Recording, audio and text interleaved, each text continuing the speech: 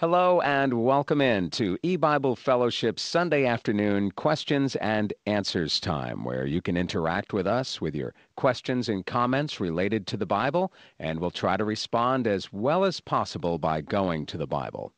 If you're calling us by phone, dial 209-647-1600 and then enter access code 181610 followed by the pound key, and that'll get you into conference. Then press star 6 and 1. If you're using Skype, simply press the free conference call button, then press your dial pad button and enter access code 181610, then press the pound key. And to get in line to ask a question, press star 6 and 1. If you're using Pal Talk, go to EBible Fellowship's room, and once there, you can raise your hand, and when you're called on, you can ask your question. And now, with Sunday afternoon's questions and answers, here's Chris McCann. All right. Welcome once again. Good evening to everyone. If anyone has anything, please raise your hand and contact us in the ways that were just outlined, and we'd be happy to discuss your question or to allow you to make your comment. Okay, we have someone on the phone. Welcome to our Sunday evening question and answer time. Proverbs 27:18, who the fig tree represents. And I'll take my answer over the air. Thank you. Proverbs 27:18. Okay. Whoso keepeth the fig tree shall eat the fruit thereof, so he that waiteth on his master shall be honored. And I'm not really sure. We know that the fig tree is used to typify Israel. For instance, in Joel, and it speaks of the enemies of God, or the king of Babylon, barking his fig tree. And also in the New Testament, Jesus cursed the fig tree so that there would be no fruit on it henceforward forever. And that identifies with God's curse upon national Israel when he rent the veil of the temple, and they no longer were the holy people of God. On another level, that would point to the churches, who likewise are cursed at this point. So it's also possible for Christ to be in view as the fig tree. And I haven't looked at this particular verse, so I'm sorry I can't help you. But thank you for raising this verse. And let's go to our next caller. Welcome to our question and answer tonight. Hello, Chris. Hello. Yes. My question, Chris, is about Hagar. I was just wondering who she might represent. That's one question. And the other thing is, do you think that she might have, I know she was from a pagan nation, Egypt, but do you think that to some degree she might have been a Christian? I think I read about one portion in the Bible where it says that she wept and I think she cried. It sounded like she cried aloud, but it doesn't necessarily say she cried out to God. And then in the next verse, it doesn't say necessarily that God answered her, but it says something like God heard the lad. Right. So, just curious, what is your take on that? Well,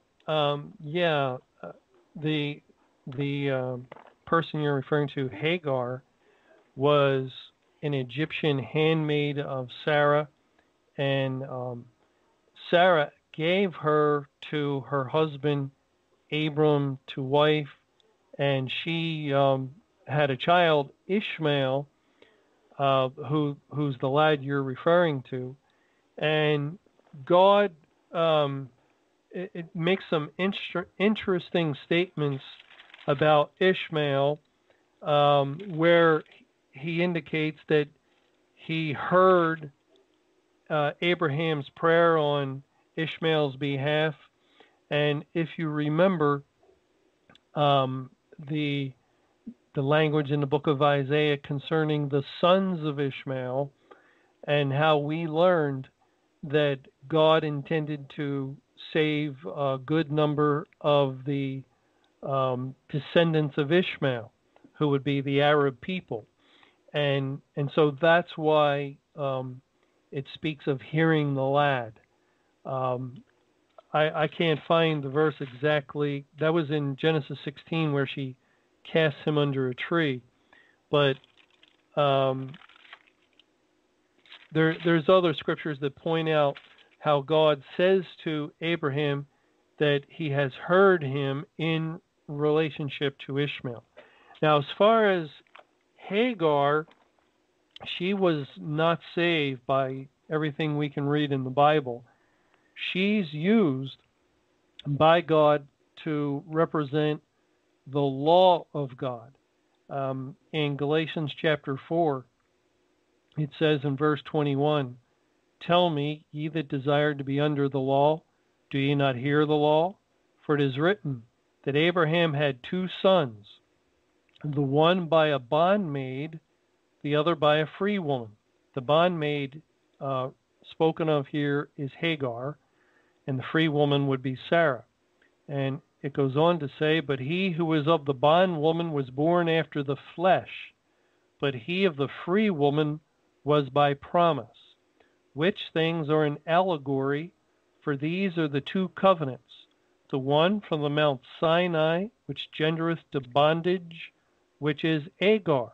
For this Hagar is Mount Sinai in Arabia, and answereth or corresponds to Jerusalem, which now is, and is in bondage with her children."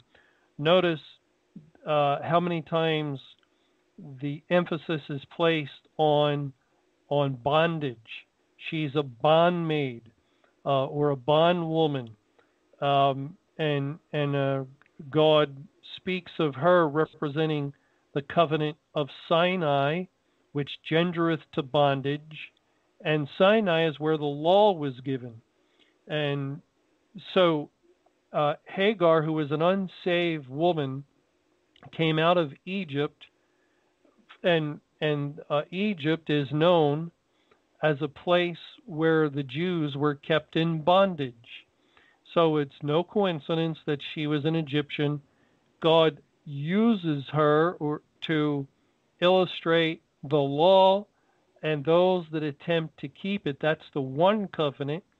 When people try to get right with God through the keeping of the law that was given at Sinai, this genders to bondage. It causes those who are involved in this attempt to become righteous through their own works to actually go deeper into a spiritual captivity or a spiritual bondage of their own sin. And that's who Hagar represents, and she would absolutely have to be an unsaved woman. Thank you, Chris. That's very, very clear. And just one other point on Hagar. In Genesis 16 also, now Sarah, we know, gave her up to her husband. And then Sarah, of course, regretted this.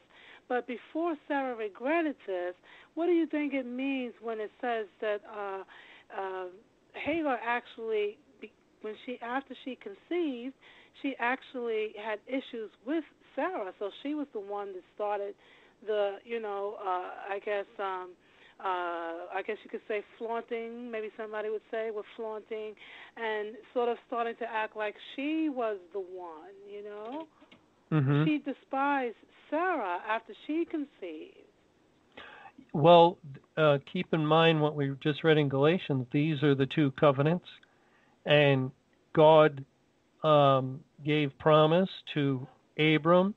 The seed would come through Sarai or Sarah, and here she is, an old woman, barren, had never had a child, and suddenly her handmaid Hagar is given to and it practically right away she conceives and is with a child.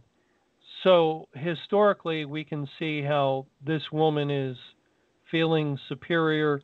In the few cases in the Bible we read about where there was this sort of jealousy, it does bearing children does tend to lead to a sort of pridefulness on the part of women who can, like Elkanah's one wife, and especially if the other woman, like Hannah, cannot.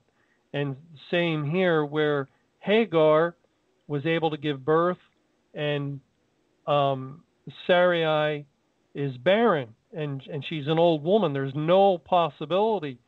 So Hagar is starting to think that her position in this household is taking on a much greater role because, well, she's bore a son, and her son will be the heir, and this that's all on the physical level. Spiritually, we can see how those who are after the flesh, who are involved in works gospels, they tend to persecute those who follow the truth. They're waiting on the Lord, like Sarah, for God to fulfill His word and accomplish His purposes. And for a time, things don't look good. You know, that's been the story all through history for the people of God. If you look at them at certain points, things look very, very hopeless. It didn't look good for Sarai if you looked at her from an earthly perspective, and things didn't look good for David when he was approaching the giant. Things didn't look good for Shadrach, Meshach, and Abednego when they were going into the fiery furnace, and things definitely didn't look good for Daniel as he was thrown into a lion's den. And that is just a part of the story of the people of God. There will be times when the world is observing and they're thinking that they've won, that they've been victorious, that things are just insurmountable, impossible for the people of God. It's over. And the history of the Bible is that that's normally when God rises up and helps His people in a way that no one could foresee. Thank you very much, Chris. But thank you for your question. Let's go to the next person. Welcome to EBible's question and answer this Sunday night. Ezekiel Carvalho asks, can you please explain Obadiah verses 15 through 18? Could those verses be referring to our time? Obadiah is, it's right before Jonah, and 15 says, for the day of Jehovah is near upon all the heathen. As thou hast done, it shall be done unto thee. Thy reward shall return upon thine own head. For as ye have drunk upon my holy mountain, so shall all the heathen drink continually. Yea, they shall drink, and they shall swallow down, and they shall be as though they had not been. But upon Mount Zion shall be deliverance, and there shall be holiness, and the house of Jacob shall possess their possessions, and the house of Jacob shall be a fire, and the house of Joseph a flame, and the house of Esau for stubble. And they shall kindle in them, and devour them, and there shall not be any remaining of the house of Esau, for Jehovah has spoken it. I think it does, especially this language of Jacob and Joseph being like a flame and Esau as stubble. That fits what we read in Malachi in chapter 4, verse 1. For behold, the day cometh that shall burn as an oven, and all the proud and all that do wickedly shall be stubble. And the day that cometh shall burn them up, saith Jehovah of hosts, that it shall leave them neither root nor branch. And Esau would be a synonym for the wicked. And the house of Jacob, the elect, are burning him up, because at this time God has saved all the elect, and that fact that God has completed his salvation plan is the means by which he is bringing about Judgment Day. It's because he saved everyone that he intended to save that he could shut the door. And it's because all the names in the Lamb's Book of Life that were recorded have now become saved, that God can open up the book of judgment, and he can judge mankind, and search can be made of all those under God's judgment, and their names will not be found in the Lamb's Book of Life. So in this spiritual sense, the elect are like a battle axe or a weapon of indignation in the Lord's hand that he is wielding in order to bring about the destruction of the unsaved. Of course, we're not doing anything. We would never do anything to harm anyone. That's not what God is saying. He's only using how he has worked upon us in saving us as a weapon. But we continue to live with our fellow man, and sometimes we don't know who's saved and who isn't. So we continue to treat everyone kindly and try to follow God's commandments in relationships to all people, in loving our neighbor. And we don't get into this. We don't point at anyone and say, well, now that person's... No, that's not how God is judging the world with us. Basically, it's all his action, and he's using us, utilizing us as a weapon, but we're just continuing on living our lives. But thank you for those verses. And do we have another question from Pal Talk? Yes. Trust in the Lord asks, I need help in understanding a few of the many questions that arise out of Judges chapter 19. In an old open forum, Harold Camping mentioned that Judges 19 refers to the end of the church age, excuse me, but does not explain the connection. Can you explain these questions? And here's some of he states.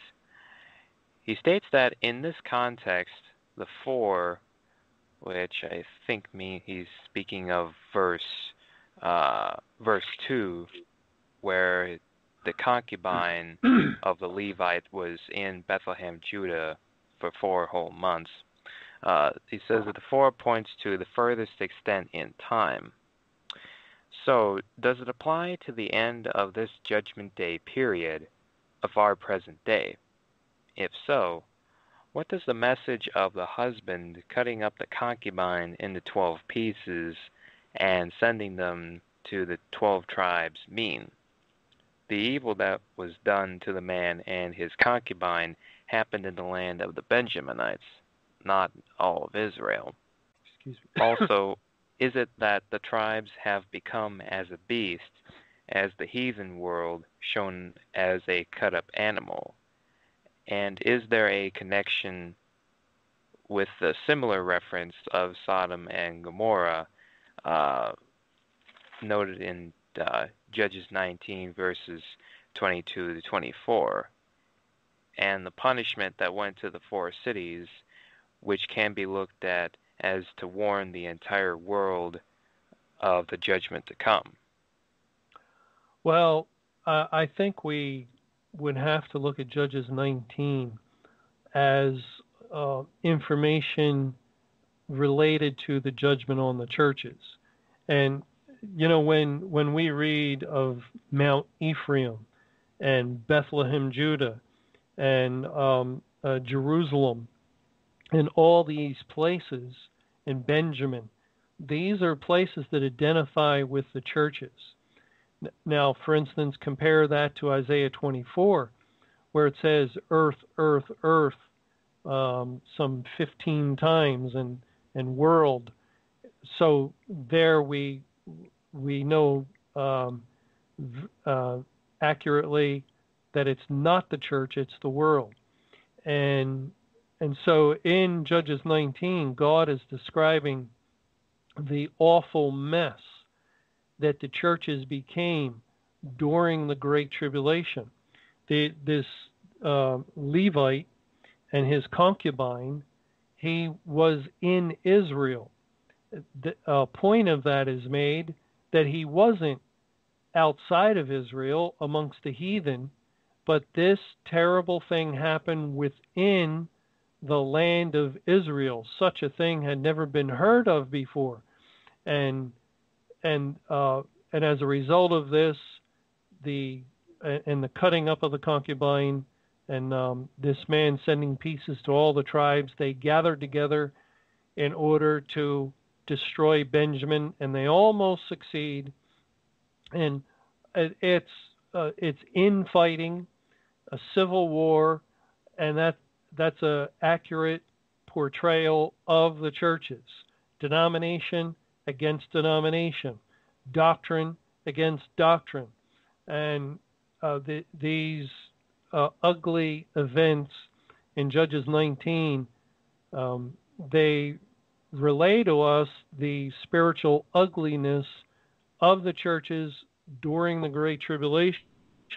And that's why it's summed up in Judges 21, verse 25.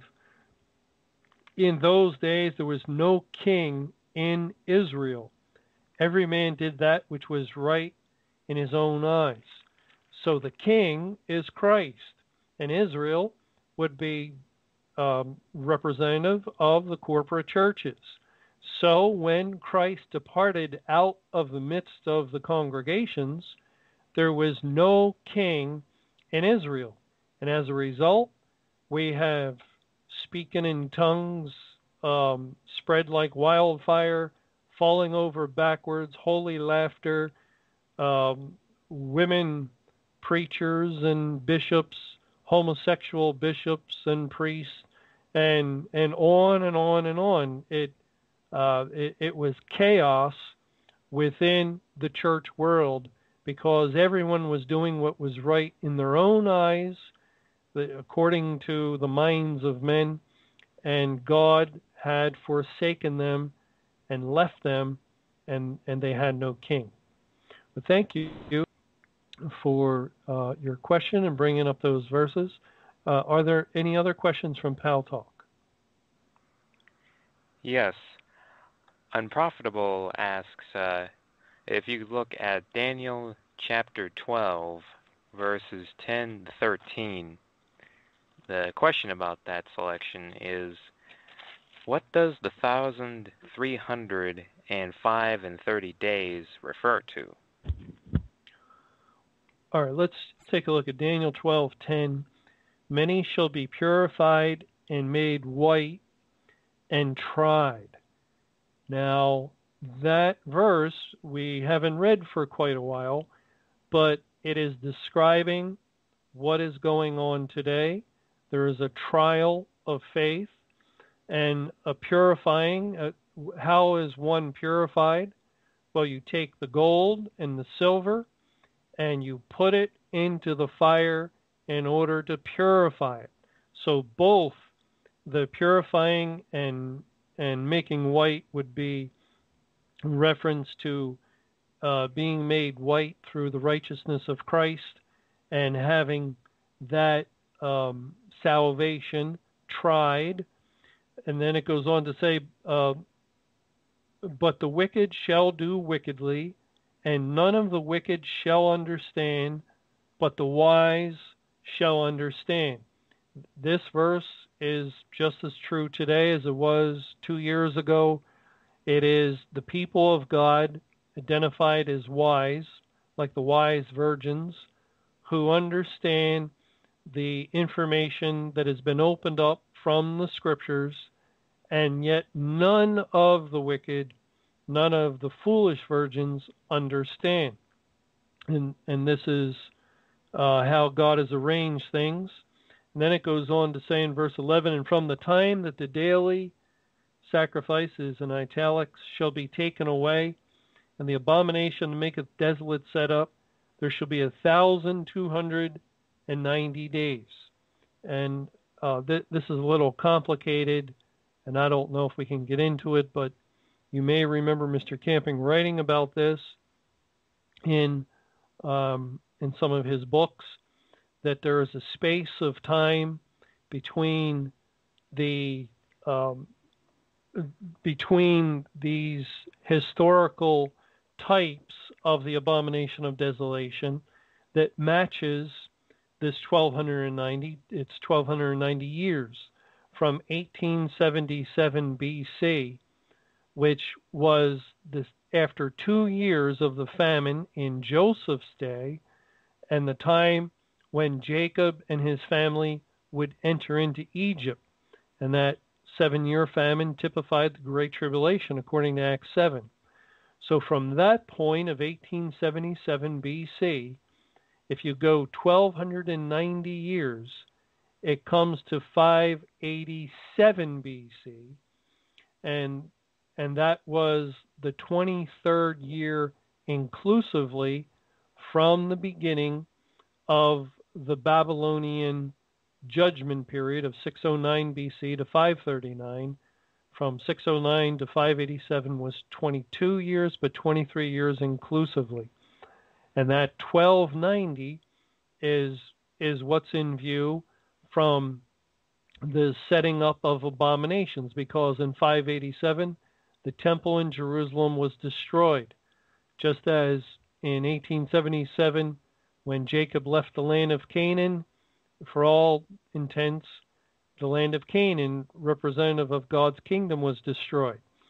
And then Mr. Camping points out that 1290 is actually 3 times 430, because from 1877 BC, when Jacob entered into Egypt, it was exactly 430 years later that they came out in the Exodus of 1447 BC. And so in multiplying that number by 3, 430 times 3, it equals 1290, and it fell on 587. So Mr. Camping, he just wondered, well, what if we multiply 1290 by 3? And if you do, I think it turns out to be 3,870, and it falls on the year 1994. And 1994 also happens to be in the midst of the actual Great Tribulation period, like the other 2 dates were in the midst of types and figures of the Great Tribulation. But 1994 was 2,300 days into that 23-year Great Tribulation, and once again the abomination of desolation is in view. So that's very interesting how that all relates. And then it goes on to say in verse 12, blessed is he that waiteth and cometh to the 1,305 and 30 days. Now that 1335, we are tempted to try and relate it to the 1290. Maybe add an additional 45 years here or there, 450 years or something like that. But no matter how you try to do that, it doesn't fit. It doesn't work out. And so finally, we just realized, well, this isn't the way to go. And so once again, referring back to Mr. Camping to give proper credit, he demonstrated, he showed how that the 1335 days fits the time period of Christ's ministry exactly. And that's where the 1335 days should go. And that's why it says, "Blessed is he that waiteth and cometh." And if you recall, when Jesus was entering into Jerusalem, they were crying out, "Blessed is he who cometh in the name of the Lord." And so this verse does have application to that. And then verse 13, "But go thou thy way till the end be, for thou shalt rest and stand in thy lot at the end of the days." And this would be referring to the end of the time that God has stipulated for Judgment Day. At the end of this period, just as he said to Daniel, would stand in his lot. The lot is another way of saying inheritance.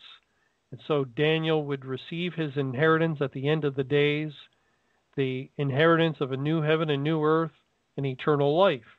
And so will each true believer, each child of God, receive our lot, our eternal inheritance at the end of the days. And that's what we're waiting on. We're waiting on the Lord to bring that about.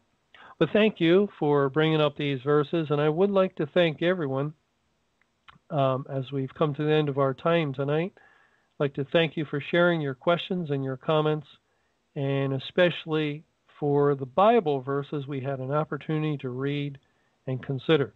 Lord willing, we'll be back again tomorrow night at 9 p.m. Eastern Time until 9:30 for a Bible study in the book of 1 Samuel. And each night this week, 9 to 9:30. Friday nights, Friday evenings at 9:30, we'll have another question and answer. But for now, I'll say good night, and may the Lord's perfect will be done. And thank you for joining us here on EBible Fellowship Sunday afternoon questions and answers time. You can hear this broadcast each and every Sunday around 1 o'clock Eastern. And don't forget, you can also join us for yet another live questions and answers time Friday evenings at about 9:30 p.m. Eastern. Until then, have a pleasant Sunday afternoon, and may the Lord's perfect will be done.